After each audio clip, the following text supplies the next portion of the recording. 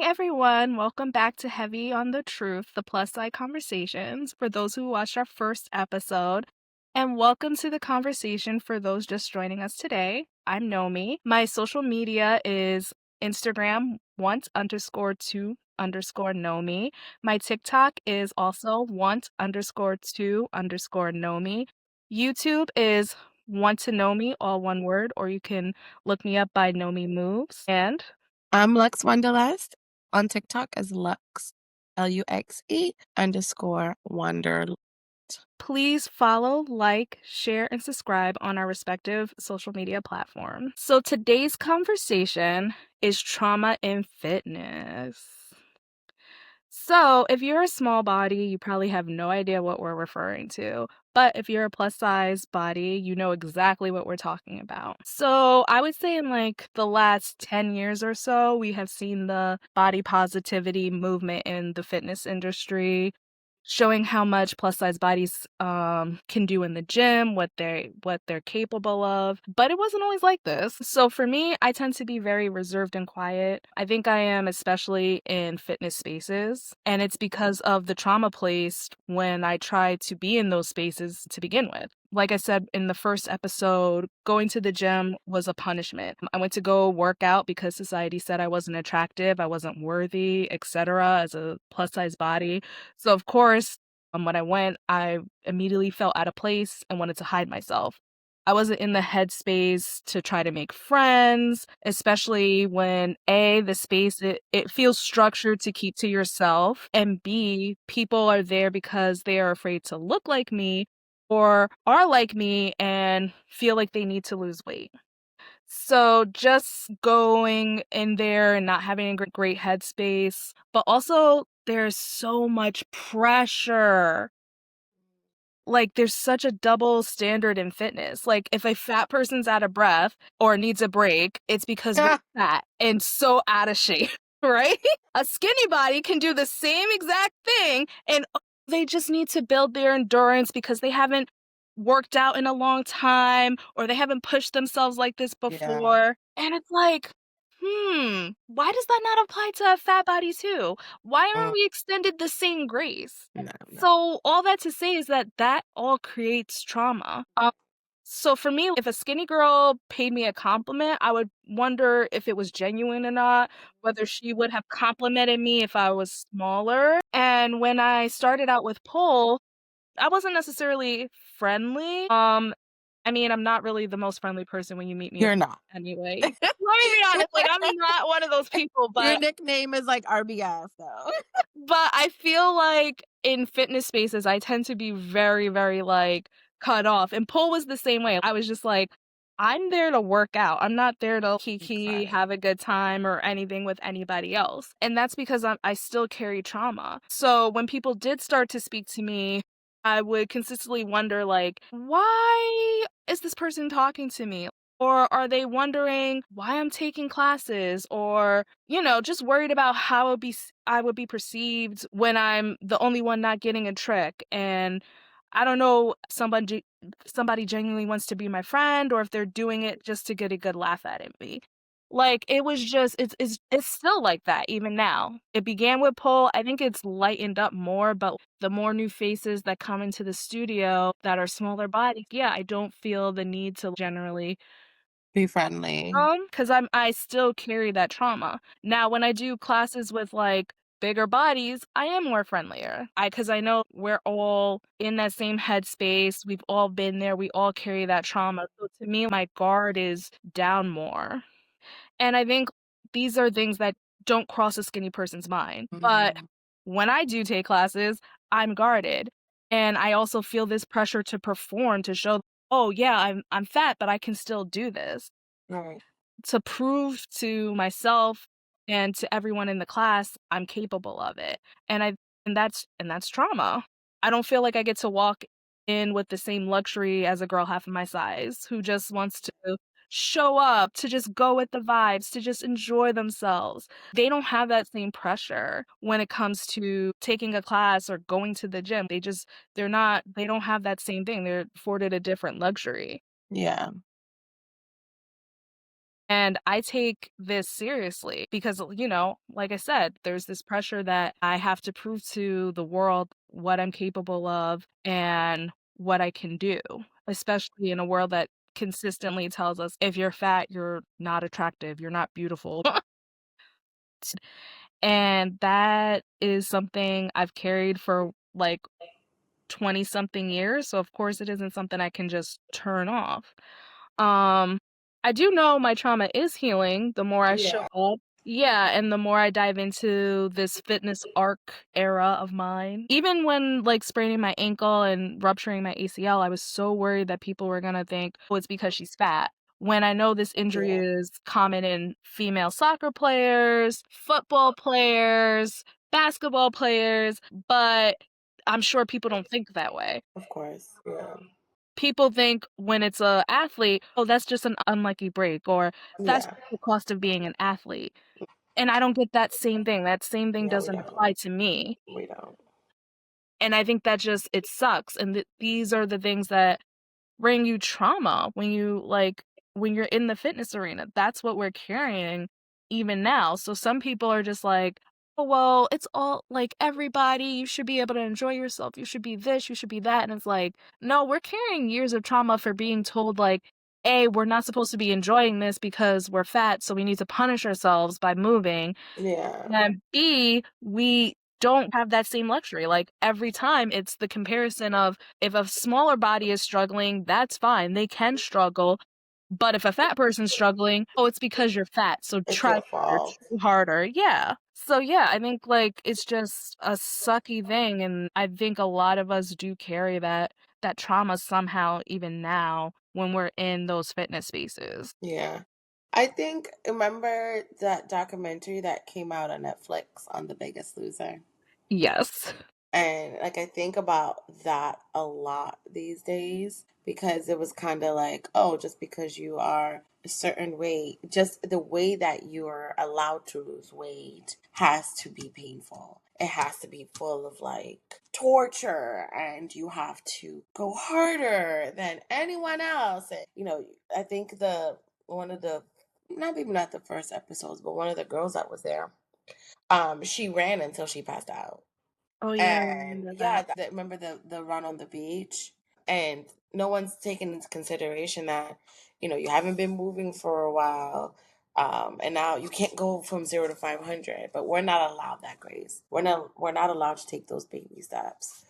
And the way that I've seen it kind of manifest in my journey is I feel like because I take a lot of group fitness classes, it's just what I enjoyed in the beginning. What I really enjoyed group fitness classes because it's just other people are there, it's fun. You can feed off of everyone else's energy.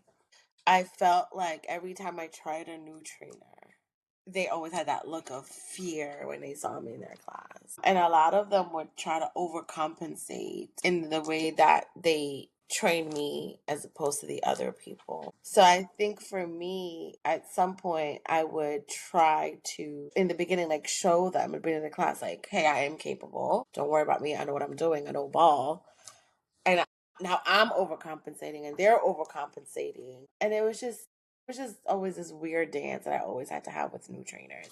And it really took one personal trainer that I had that used to tell me you're an athlete. And it's so weird how just him saying that changed my perspective a lot and how I show up. But once I kind of started it, and I didn't believe it when he would say it, I'd be like, okay, you're just flirting with me. I get it. But like he really truly meant it, and he would do we would look at my in-body results and he would like prove to me like, hey, look at your muscle mass, it's above average. Look at he would even talk about like my exhaustion, how long it took me to be exhausted in a set. But once I started believing him that yeah, I am moving and performing and working like an athlete, then I kind of stopped allowing other people's perceptions, especially trainers, impact the way that I was showing up. So it wasn't until I started believing that I was moving and training like an athlete that I stopped overcompensating in the spaces. So I knew my body. I mean, there've been trainers who maybe might try to make me do something that I know, okay, I have a belly, so certain moves I'm not going to be able to hit. Or, maybe my knees are not as great as they should be. So my squat at this point is not going to be as deep as it should be. Or my hamstrings are tight. So I've learned to just not be my own trainer, even with other trainers around, and trust myself instead of overcompensating for the fact that I'm bigger, that I have to work harder, that I have to prove everybody wrong. And I think I've been lucky. In the beginning of my journey, I used to feel judgment from others, like other people there. But I think that it's just I think I'm really good at sensing a room and knowing, okay, this group of people, it's not gonna work out for me here. And I move. There's one thing I'm good at is moving and Yeah. changing. If it's not serving me, if I'm uncomfortable, the vibes are just off, or somebody's just one day is acting a little sus, big Right. brother, I'm out. Bye. Yeah. Cancel my contract, I'm gone. So, I did used to get those looks, so I'm around people who are like, why is she here? And it's just a side effect of always being the only bigger person in the room. But I'm not saying run away from everybody, but it has worked for me. But I've been lucky that I don't get those looks anymore. They don't affect me. In fact, these days I walk in a gym, a huge gym in pink. Like, I don't care. Look at me. Yeah, Guts out. It is. you like to command attention now. Like you are not afraid to like shy away from it. But it's not for them. Honestly, it's really not for them. I just like to look good. I like to look good in my regular life. I like to look good everywhere I go. Why wouldn't that apply in a hobby? And I did the hiding. In the beginning, I used to go and buy like the big shirts from like Marshalls or from like Dick's Sporting Goods. And I would get like everything had to be black, and I was hiding. And then I look at those videos like, ew, like that's not me outside the gym? Right. So yeah, I think a lot for me when I think about trauma in fitness, I think about just having to deal with the perceptions of others' perceptions about you, which are always completely different than what you know about who you are and yourself. But I think I've passed that.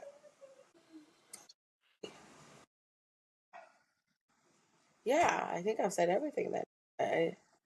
Is there anything else to say?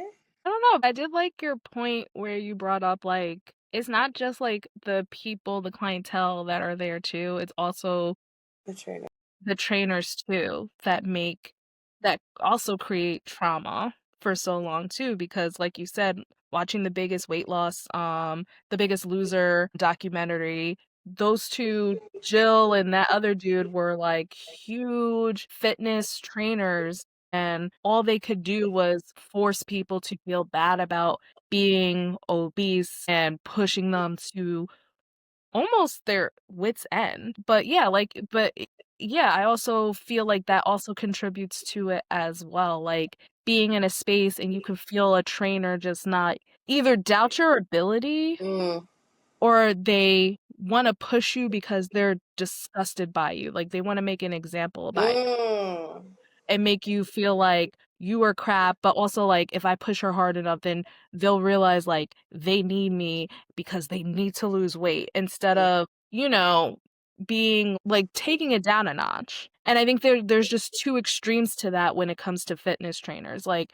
they're either I want to baby you, I can't push you because I know you don't know anything. Like just because going by my looks, they assume my fitness level is at 0 when that's not right. true, like you said.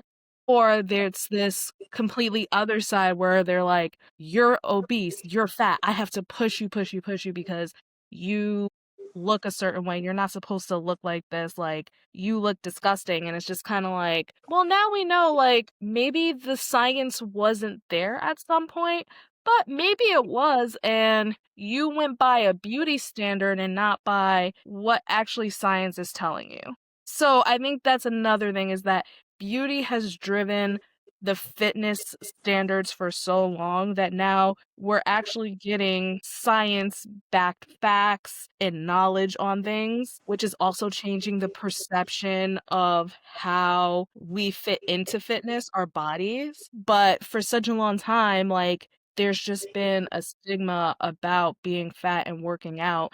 And I think, like, what Jill Michaels wasn't even apologetic for the way she acted and treated those contestants on that show. Yeah. And I think that's insane.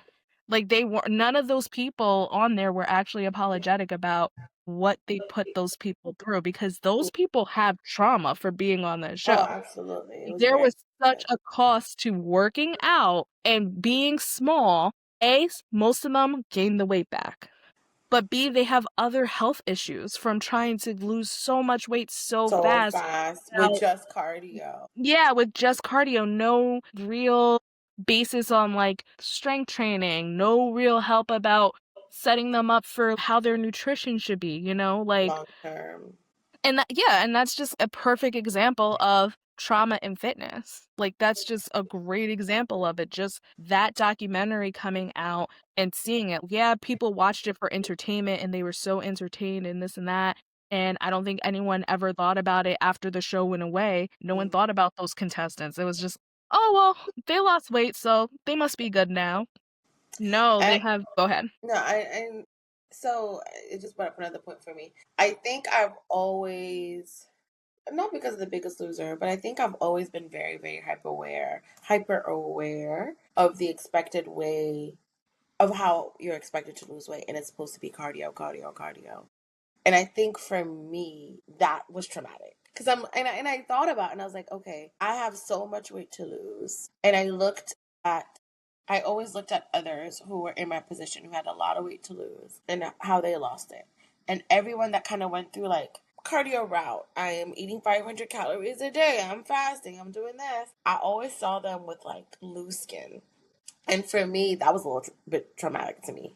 I'm like, ugh. I've had two surgeries in my life, and I deal with the ramification of those surgeries every day of my life. I'm Hmm. afraid to go under the knife ever again. It's not something I will voluntarily do unless I really, really, really have to. So with that in mind, I've been I've always been scared, traumatized with the loose skin post huge weight loss. And for me, like, it's like, you want to lose weight? Cardio. That was the messaging I think we've all heard for years and years and years and years. I think, like, what? It's recently turned around in, like, the last 5 years or so? Not even. I mean, I don't, maybe two, maybe 1 year. I mean, I know, like, when I even stopped, when I left one program and moved to the current gym I'm at, the main reason was I was tired of the cardio. I was tired of the running. I'm not a runner. I'm not going to be a runner. I don't enjoy it. I do not enjoy it. My knees hurt. My hamstrings hurt. My everything freaking hurts when I do this. I mean, the only thing that didn't hurt were my boobs because I had a good bra. Thank you, she fit. But It's just other not than that, therapeutic. Like, it it's just was. not. I don't know how to clear my brain when I'm running. Like, I do not get the fascination with running. It, I like don't you get said, it. like, all I can focus on is, like, my knees, like, my legs are hurting. My legs want to stop. I want to stop. This is killing me slowly. Like, that's all I can focus on. It's not something I can, like, just work through. And I think that's another thing. Like, with cardio, to me, it's like my body is just like so ready to shut down that I can't think about anything else. Like, all I want to do is stop and rest. And be done. And it wasn't until like, because I'm obsessed with data, I would look at, okay, I did a strictly cardio session today for 1 hour or 30, 45 minutes. And then I did a weightlifting session for 45 minutes. I would see, yeah, my heart rate was higher on the cardio, but I burned more calories. And when I did just like strength training for a week and I looked at like my in body, like the way that I gained muscle and lost fat was much more different than when I was just doing cardio. So I think, anyway, the trauma of the loose skin and kind of just looking at the data, it for me influenced a lot about the decisions on that I made on how I was going to lose weight. And that's why I completely adjusted to a strict strength training, weightlifting, program because I was just afraid of being that girl that lost 120 pounds, but I had 60 pounds of loose skin. I'm not, Right. nothing's wrong with that. Like, I'm not saying there's anyone wrong with loose skin. I'm gonna have loose skin, let's be honest. But like, I mean, I have a lot of weight to lose around my midsection, my arms, my back, my legs. And when I just thought about like what would cardio do to that, it always used to scare me. So, I mean, I say that to say a lot of this is just finding out what works specifically for you. And yes, the trainers are great, the doctors are great, everyone is great. But no one is going to know you better than you do. And if you don't, do the work of finding out right. Yeah. Also, the other thing is when you find the kind of fitness activity that works for you, it is such a freeing thing. You become so much more like the trauma lessons, and that is so important. It gives you that freedom to be in that space and be in it unapologetically. I think now when I'm in a pole studio, I am not as affected when I'm the biggest body. I'm not affected by that. I will feel a little intimidated when it comes to certain tricks because I know my body may or may not get Mm. it. I think now because of the strength training, I feel a little more confident in that. But off the go, like I know most things I'm gonna be able to get. Like when it comes to doing low flow floor work, dance work, there's nothing you can't tell me about myself. Like I'm gonna eat it up. So I think like that's also an important thing. And then because of pole dancing, it allowed me to be open minded about other fitness activities to take up space in and do it unapologetically, but also finding things like Power Plus Wellness where they explore so many different avenues and then I was able to just have that space for myself with bodies around me made me so much more comfortable. Yeah. And it's just like it's a nice little reprieve. Like I can't go to every class because I can't really afford it with paying for a pole membership with all the other things that I'm doing. But it is nice to like do a drop in, just be around girlies like myself who just want to enjoy movement, who are just trying to be active but also be okay with their bodies. And Yeah. that gives you like that little bit of community, even though it's not around me 24/7, makes me feel good. Like to go in places where I know I'm going to be the biggest body. Our friendship and how we're both obsessed with fitness also helps. Like Yeah. you're my fitness buddy. You're my fitness bestie. Even if we are states apart, like that I helps know. me because I'm like, We've been I four know years my friend deep. 4 years exactly. deep. My friend knows what I'm going through. Like I'm always thinking that she knows what it's like to be Yeah. in in that space, being the biggest person in the room, and also like just knowing like if I have a shitty day or if I'm not feeling it, whatever, like I have someone there that's gonna gas me up, that's gonna make me feel like, girl, what are you talking about? Like you're eating it up, you're killing it, And you believe it, are. stay on the road. You've always done that for me, which I appreciate so much. Is when I want to give up on pole or something and I'm like, no, I sucked.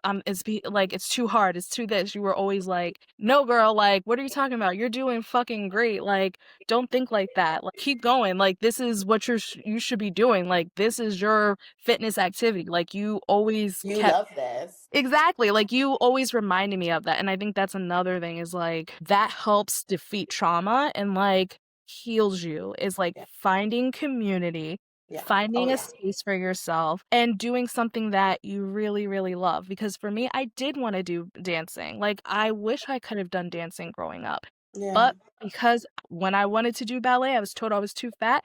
It shut down Didn't do it. every single thing that I wanted to do. If I wanted to dance hip hop, if I wanted to do anything outside of social dancing, You thought about it. it just that went in the back of my head was I'm too fat. I'm not even thinking about it. Like the end, cut it off. And that's so unfortunate. Yeah. Yeah, and now, 20 something years later, like I get to live that dream of being an athlete and a dancer all at the same time because it's something that I didn't feel I could really get into and really discover now. Before I couldn't do that, but now I can. And that feels good. And that's healing for that inner child that denied herself so many different fitness activities because she kept thinking, I'm fat, I can't do it. From that teacher, she may never have known it, but from her telling me no at that age when Mm. I was younger, completely destroyed I my know. confidence and created a trauma going forward when it comes to fitness. Like, that already set it in stone for me. Wow. And that's, And yeah. yeah, now it's being healed, but that definitely did cement things for me was that don't go out there and try to do anything because chances are someone's gonna tell you you're fat and you can't do it anyway. And that just shut it down. And those things, it's sad that those things are still happening. I came across this basketball player. She's a female player, and I think she's in like the college division. And she's plus sized. And I think the reason she ended up on my feed, people were talking about her weight. Like, how are you playing basketball? You're really good at basketball, but you're big. You need to lose weight. And of course, that was the majority of the comments about her. But I saw a group of people who were like, what are you talking about? She scores the most out of more than anyone they've ever seen in the league. She had the most points in whatever that frame of time was. They said size doesn't determine athleticism.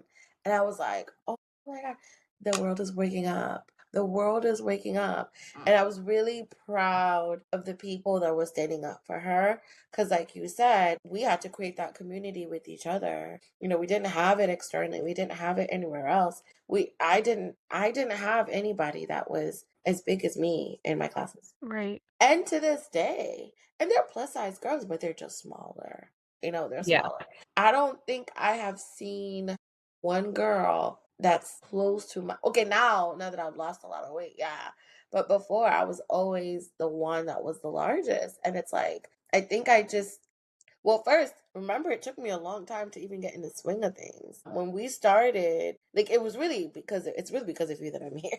Just like it's really because of you, seriously. Because I would give up and I was like, this is hard. I can't do this. Maybe I'm not meant to be smaller, even though I was before. I don't know what I was thinking that. But it took me like a year or so because you had started and I kind of like fell off. It took me about a year to come back and really be disciplined, but it was because of you that I got there. And I've been lucky to have you in my community. But I'm glad that now. I mean, of course, this is just one instance with one basketball player, but I think in the past I would have just expected there to be negative comments and that's it. But now that the size, your size doesn't determine athleticism. That one touched me. And it reminded me of the trainer used to called me an athlete. And I was like, it healed something in me. It's like some people they see the truth. They see the reality that you can be plus size, you can be larger body. It doesn't mean that you're disabled. It doesn't mean that you're incapable. It just means that this is what your body looks like for whatever reason. And I don't know, it's healing. It was healing to see that for sure. No, that's definitely really healing. I think also just us, we're still kind of pioneers. There have been plus size athletes, plus size, dancers, things like that, um, who started early in the game. But this shift, like a true body positivity shift, is only just starting. The evidence of just showing like what plus size bodies can do is just starting. And we're pioneers. We're part of that. And I think what we do and what we share, what we show, what we expose, I think that's also why I'm like my page is public.